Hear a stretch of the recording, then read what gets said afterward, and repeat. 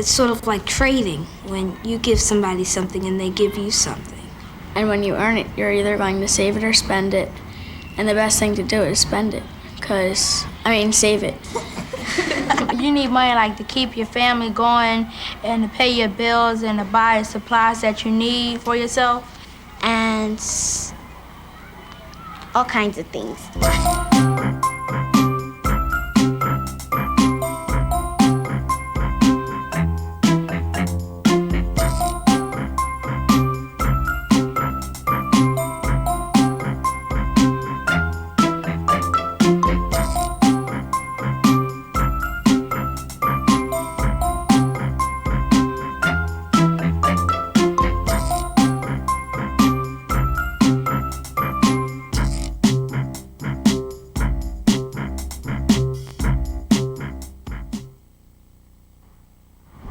Hi, how you doing? Do you mind if I ask you guys a question?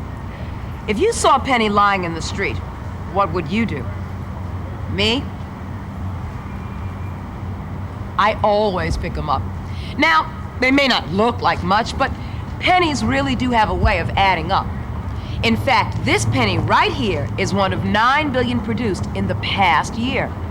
Now, let's say you decide to take all those pennies and line them up side by side. Did you know you would have enough pennies to circle the earth, not once, not twice, but 4 times? I bet if you had your eye on a brand new pair of sneakers or the latest video cartridge, or even a brand new bike, then money would really be important. But that's another story. Money is more than the things you can buy with it. Money is something that connects us all.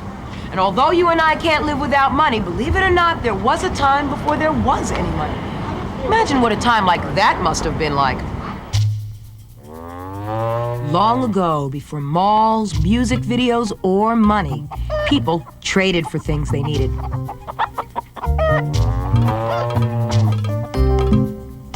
So, while Ozzy offered a cow for Connie's chickens,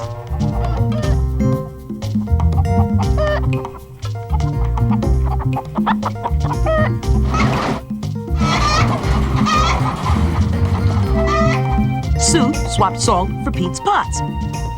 This approach, called the barter system, had its drawbacks. Suppose something is worth half a cow. How do you make change? People soon realized that using one common item would make trading easier. In different places, people tried different things, including tea, seashells, fish hooks, furs, and weapons. In some places, people started using rare metals. The ancient Egyptians shaped gold into rings. The Chinese used cubes of gold. The first coins were made in Western Turkey. They were small, bean-shaped pellets. Gold and silver coins were ideal. They were widely accepted, easy to carry, and long-lasting. And you could make change and save your wealth. Of course, there were still a few drawbacks. I'm sorry. Your call cannot be completed as dialed because the telephone has not been invented yet. Please hang up and try again in 2,600 years. You know, in colonial times, people traded foreign coins of gold and silver, just like this one.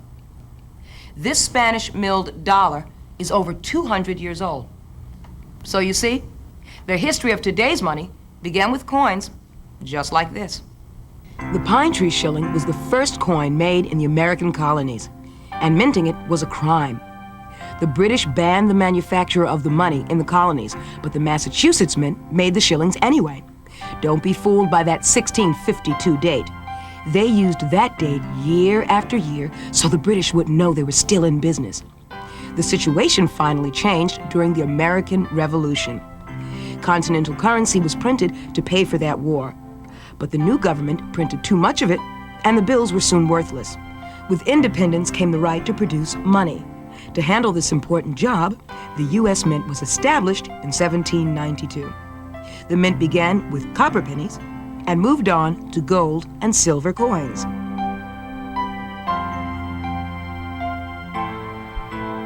The notes included beautiful illustrations by engravers. Just like today, these detailed pictures made the bills much tougher to counterfeit. The federal government got into the paper money business during the Civil War.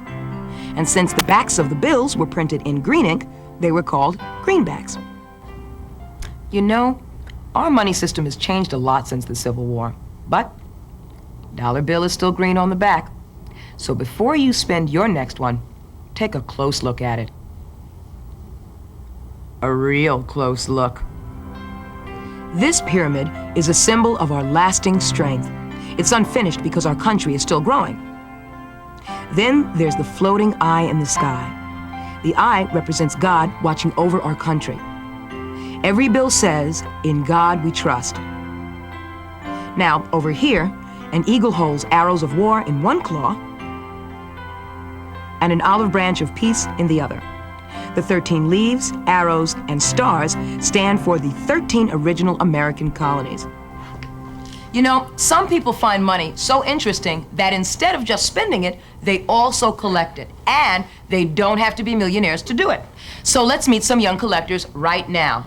This is Vanishri, Andy, Tom, and Rachel. Hi, how are you guys? Fine. Great. Good. Let's come over here to Vanishri. Tell me about your bill collection here. Well, this is a silver certificate, and this was made a long time ago, but now they've stopped making it, and over here it says silver certificate. Now they make it a Federal Reserve note. Mm-hmm. And what about this one back here, I've noticed? It's a $2 bill, and it was made in 1976, and the president is Jefferson. Mm-hmm. But there aren't a lot of those. That's pretty nice. Thanks. Now, Andy, tell me about your coin collection. Give me a tour. Okay. Those pennies are basically wheatbacks and Indian heads. Now, why is this Indian head penny separated from all the rest? What makes that special? It's my best Indian head. And what makes that so special for you? I got that on my birthday. Oh, great. Thanks a lot, Andy. Let's move on to Tom. Tom, tell me about your collection here. Well, I collect mostly American coins that are silver, or at least part silver. Okay, I notice you have a penny, a dime, nickel, half dollar, dollar. Why are all these coins separated from the rest of these? What makes them special? They're proofs. That means they have special finishes and they're really shiny. And they're real valuable, so you don't want to take them out of this case. You want to keep them in there. And keep them clean. Okay. Thanks, Tom. Welcome. Hi, Rachel. Hi. Now, I noticed something very, very special about your coins, especially your pennies. They don't look like they're all there. Tell me about that. Okay, well, this is a regular Lincoln cent. And as you can see, these are error coins, which means that only part of it was struck. And then here, a lot of it wasn't struck, and here, none of it was struck.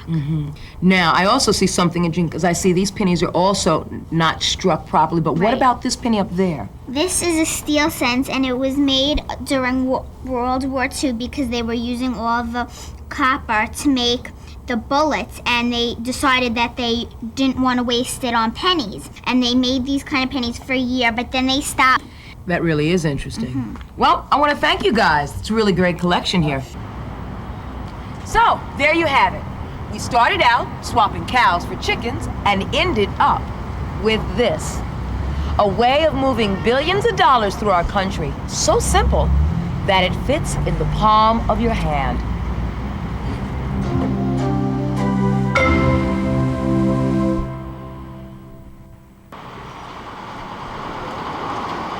Hi, welcome to the largest coin factory in the world.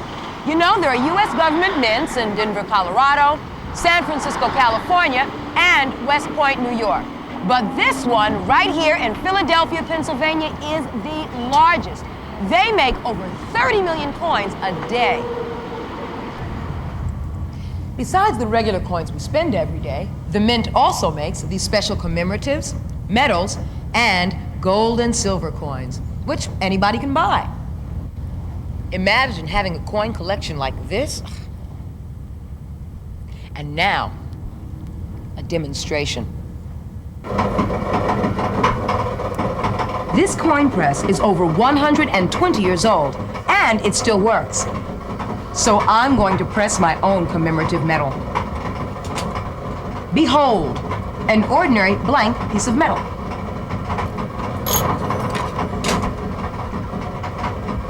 Three, two, one.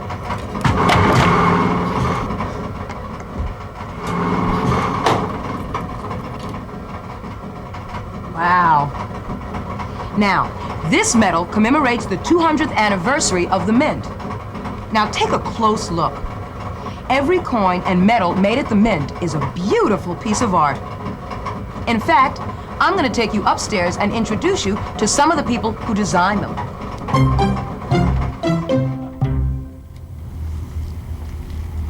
We're now in the engraving room. This is the room where all the coins in the mint are designed. In fact, we're going to be speaking with one of the designers now. This is Jim Farrell. Hi, Jim, how are you? Hi, Deborah, how are you? I'm fine, thanks. What are you doing? Well, I'm working on a design for the World Cup commemorative coin set. This is the front side of the dollar coin. Now, this isn't a regular coin. This is actually a commemorative coin. That's right. And this was the concept that was selected for this piece. Now, I noticed there's not a lot of detail in the original, the face, the muscles. Where did you get all this detail from? Well, I'll redraw this design, and by using reference material and photographs of soccer players, and also close-up shots of my co-workers' hands and arms and legs, I will incorporate all that into this drawing to try to make it look realistic. Question. I mean, even still, I can only draw stick figures, and your artwork is wonderful. I mean, how long have you been doing something like this? I've been working at this now for 25 years. Wow, that's a long time. But the detail is so wonderful in that. How do you get all that detail from this drawing onto a coin? Well, we will take a tracing of this and transfer it to a plaster basin. Now, I can show you someone working on that now if you want to follow me. Okay. Right here. And Deborah, this is John Mercanti. Thanks. Hi, Deborah. Hi, John. How are you? Fine, sit down. Thanks. So, what are you doing? Deborah, this is the 50-cent piece for the World Cup commemorative program, and I'm interpreting the pencil drawing into a clay model. Now, did you draw this yourself? Yes, I did. Now, what are these instruments for? These are various tools that I use in the course of the modeling, and some of them, as you can see, are finer than the others, and of course I'll use the very fine ones to get and do a lot of the detail. So these really help you get the details like in the hair? And, Oh, absolutely. And how fine a detail can you get? Well, we can get very fine detail. As an example, I'm working on the socks here. So if you look very closely as I work on it, you can see that I can get right down in there and pick up all the detail at the top of the sock. So it's not just an engraving job. This really is a lot of artwork involved. Oh, absolutely. I've always said to children that they carry an art gallery in their pocket. Definitely. So, what's next? Well, from this stage, we go into a plaster model. And Ed Stever is over there working on a plaster model, and I'm sure he'd be very glad to show you what he's working on. Okay. Okay. Thanks. Bye-bye. Bye-bye. Ed, hi. Well, nice to see you, Debbie. Well, nice to see you, too. Thanks for coming. Thanks. Now, this I recognize. This is the United States of America quarter. Exactly. Listen, I was just speaking with John, who had made a plaster model, and then he had the clay model over top. So, what's next? Fixing up the details, getting them all in good, sharp condition for continuing the coinage. Now, I noticed something I wouldn't normally recognize on a regular quarter. What does this S stand for? This is the S mint mark. It tells in which mint it's made in the United States. This S stands for San Francisco, where the coin will be struck. And I also see some detail down here, tiny detail. They look like initials, J.F. John Flanagan was a sculptor and who made the models in 1932. So this quarter design right here is all the way from the 1930s up until now. Yes. That's really Exactly. interesting. So what happens next? Now it has to be copied from an original plaster into a rubber negative, so we can make several, and that's exactly the same dimensions without shrinkage. And then we pour plastic over it, and that's nice and strong.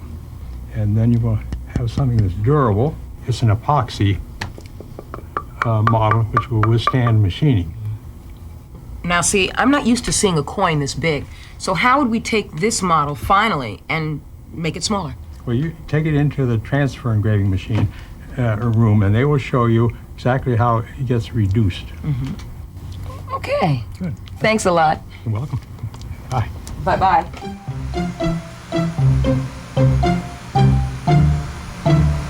Wow. So this is the transfer room. You know what? Let's talk to Tony and find out what goes on here. Hi, Tony. Hi, Deborah. How are you? I'm fine, thanks. Now, this I recognize. This is an epoxy model of the back of the quarter. And we saw the front in the engraving room. But what are you doing to the back of the quarter? What I'm doing here, Deborah, is I'm preparing this model to reduce it to an actual coin size, which happens to be 10 to 1. So this is 10 times the size of the actual quarter that you're going to make. Right. It seems like a lot of math to me. Yes, it is. Now, what are these? They're the actual dies that will strike the coin. Now, when you say strike, you actually mean? Strike, yes. Wow. But still, how are you going to get this model to look exactly like this? Well, let me show you. Okay. Well, Deborah, this is our transfer reducing machine. And this particular machine is about 100 years old. Wow. And what we do here with it is we transfer from the model size to the actual coin size. How does the machine do that? It does that by tracing over all the artwork and the cutter cutting it into the steel. It's moving so slowly, it looks like it takes so long. Yeah, it takes approximately 3 days. It is a long time. Okay, so when this gets done, what's next? Well, I think you're headed to the press room. Okay. And you'll need these. Goggles and earplugs. What am I going to need goggles and earplugs for, Tony? You'll find out.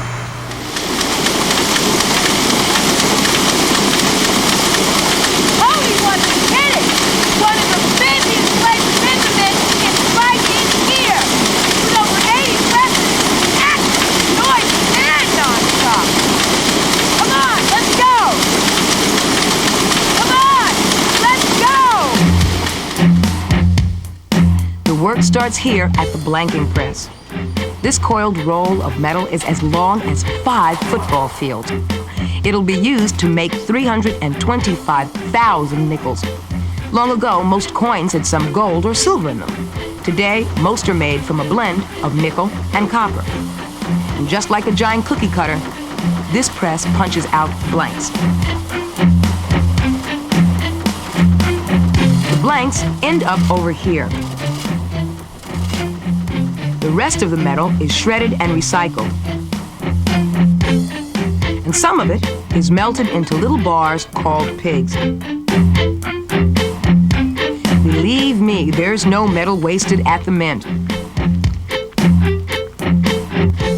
The blanks move on to furnaces where they're heated.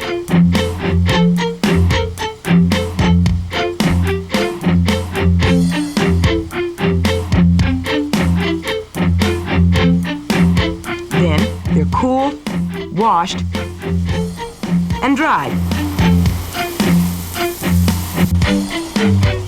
The blanks are still warm as they move on to their next stop. The riddling machine. The shaking riddler screen sifts out any blanks that are the wrong size or shape.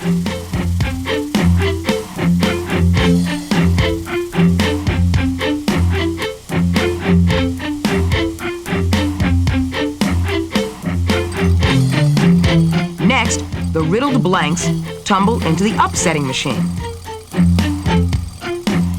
The upsetter raises the edges of the blanks just slightly.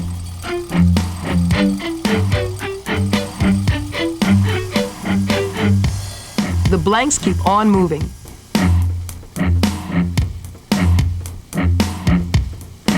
The next stop, the coining presses. And here are the high-speed presses in action.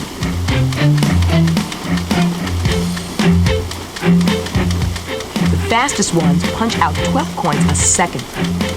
It's so fast, you almost can't see what's happening.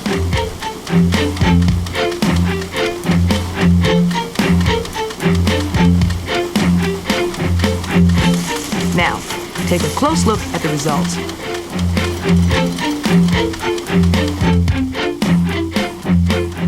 The newly minted coins are spot checked for quality.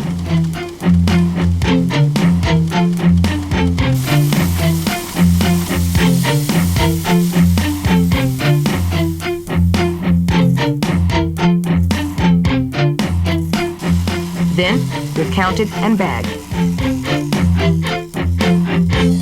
A sack of pennies holds $50, and dimes are packed $1,000 per bag.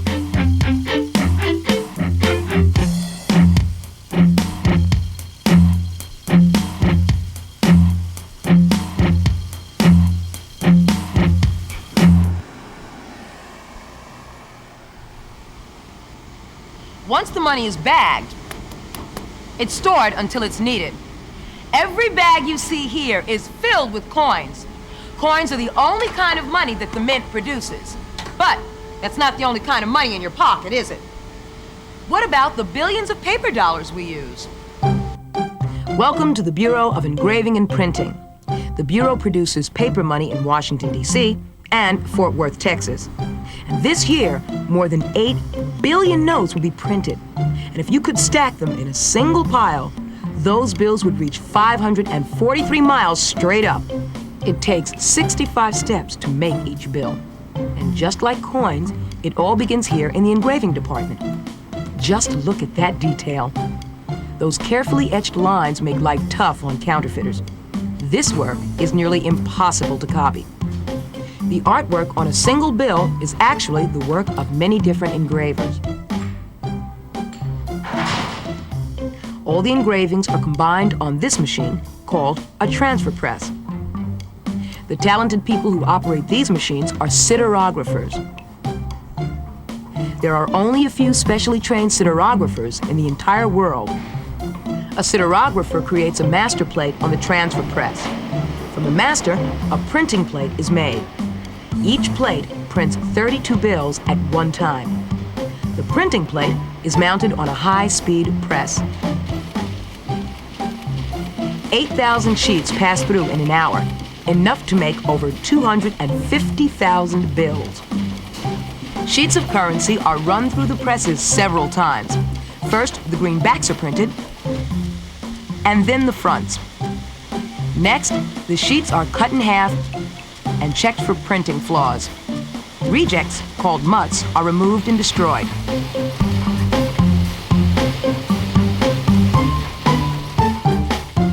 The good bills are printed one final time with the Treasury and Federal Reserve seals. At the same time, a unique serial number is assigned to each bill.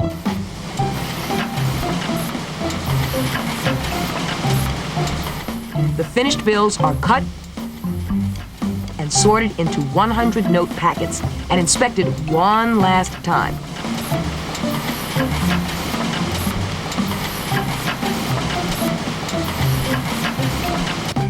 Finally, they're wrapped in 4,000 note bricks for shipping. Now they're ready to go.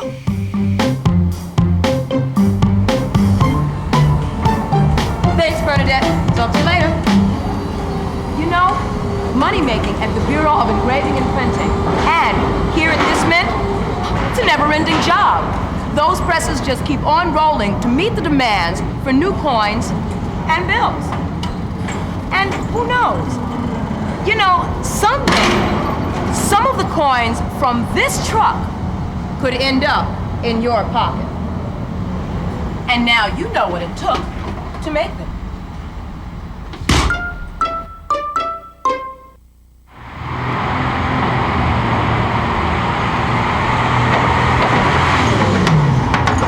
Well, there goes another truckload of newly minted coins. And right on time, I might add. Oh, time! That reminds me, I've got to go and put another quarter in the parking meter, so I'll see you guys later. And cut! How was that? It was great, no Oh, problem. good, thanks. Okay, folks, let's wrap it up. We'll see you on Monday. We're done. Here's some last-minute script changes for next week. Oh, okay. Oh, and this is for you, too. Thanks. Paycheck, all right. Money, money, money, money, money. Well, you guys didn't think I did this just for fun, did you? Coins and paper money, that's only part of the money story. But a check like this one is money in the bank.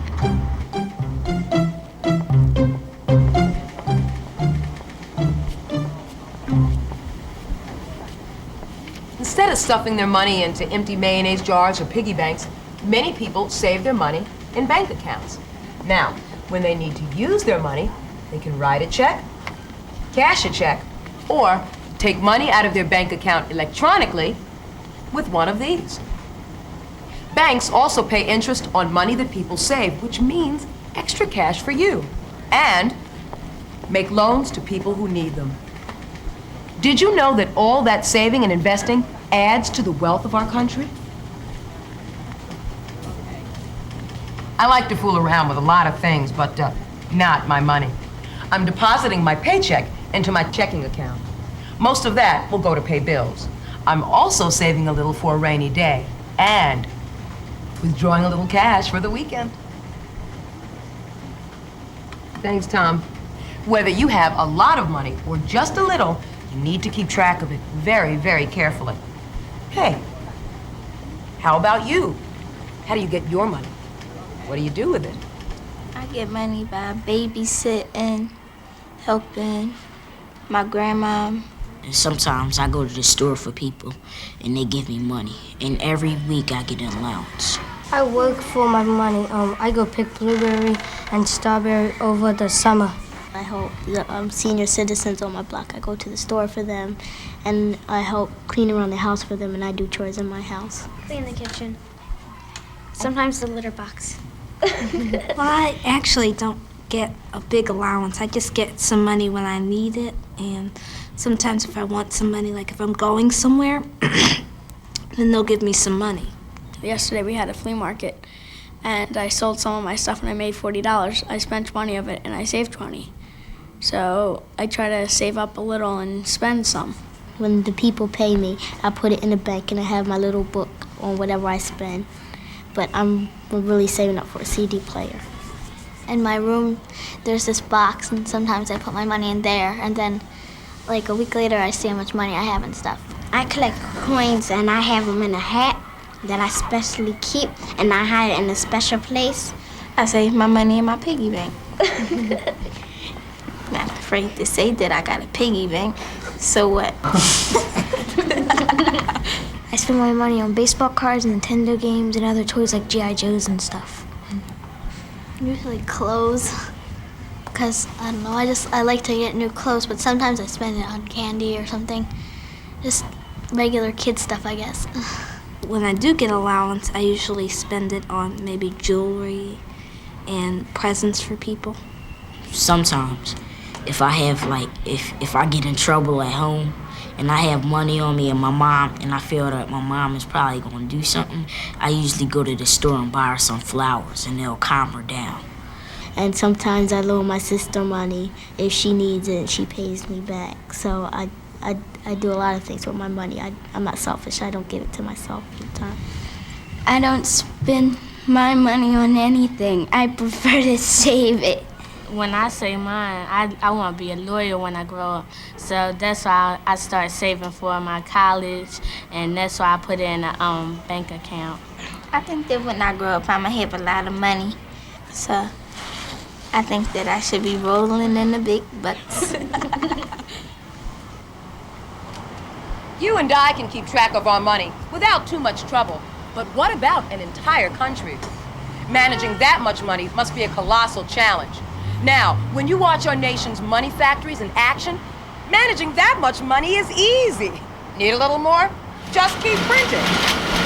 Okay, hold it. Stop the presses. Actually, it's not that easy. The total amount of money in our nation's economy has to be carefully controlled. And that's a job for the Fed. The Fed is a nickname for the Federal Reserve System. It consists of 12 regional banks, including this one in San Francisco, California. The Fed is the banker's bank.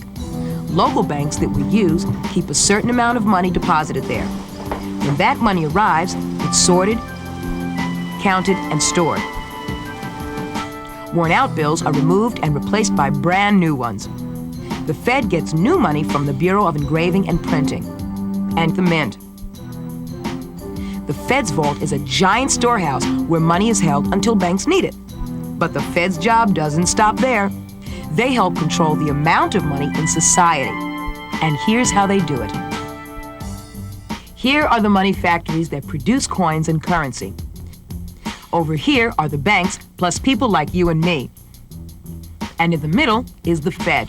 The Fed works like a dam in a river of money heading into our economy. When there's too little money flowing, people spend less, and our economy is in danger of drying up. So the Fed increases the amount of money to get the economy moving. Sometimes our society starts to get flooded with too much money. Then the Fed slows the flow. The right amount of money in circulation helps keep our economy rolling along. The Fed has another important job: to destroy old and damaged currency so it can't be used again.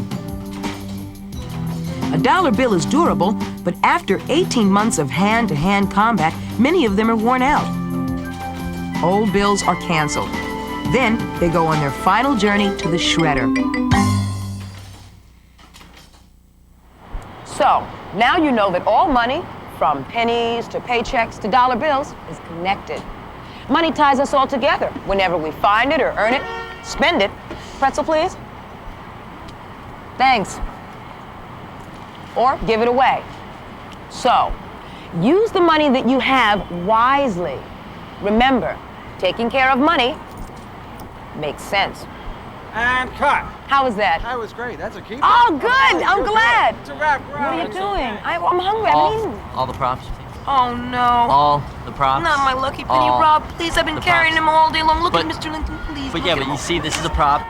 All props must be accounted for. Thank you. Thank you. Didn't account for this prop, did you, Rob?